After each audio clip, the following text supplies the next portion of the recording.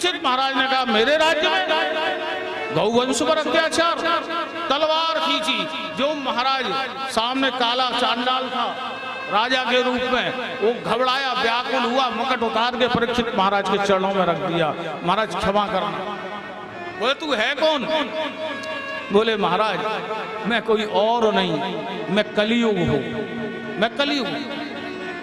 हर युग के बाद दूसरा युग आता है, कल हमने बताया था, है ना? सतयुग, सतयुग के बाद त्रेता, त्रेता के बाद द्वापर, द्वापर के बाद कलियुग, और कलियुग के बाद फिर सतयुग, क्रम है। बोले महाराज जब से भगवान श्री कृष्ण गए हैं उसी क्षण से मेरा समय चालू हो गया है, उसी क्षण से भगवान के जाते ही अब मेरा समय। हर युग अपना प्रभाव दिखाता है। मेरा प्रभाव यही है कि गौवंश पे अत्याचार करो, लोगों को मदरा पिलाओ, लोगों से जुआ खिलवाओ, लोगों को कुमार्ग पर ले जाओ, लोगों की बुद्धि भ्रष्ट करो। मेरा काम, मुझे भगवान ने जिम्मेदारी ही यही दी है। अब आप बताइए, आप मेरा वध कर देंगे तो सृष्टि कैसे चलेगी?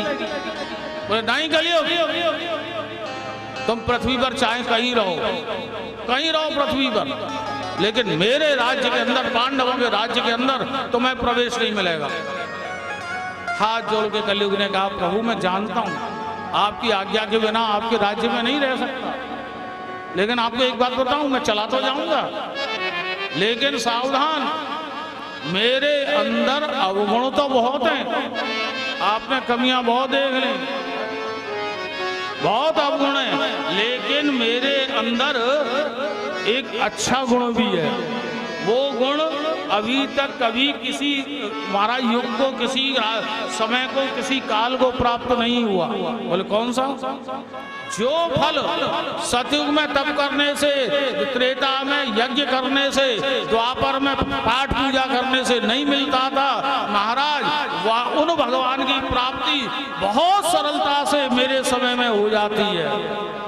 केवल एक बार दोनों हाथ उठा करके जय जय श्री राधे, एक बार प्रेम से कोई जीव मेरे समय में, युग में राधा गोविंद को पुकार ले हृदय से, उसका कल्याण हो जाता है। ये सुविधा केवल कलयुग में, पहले नहीं थी।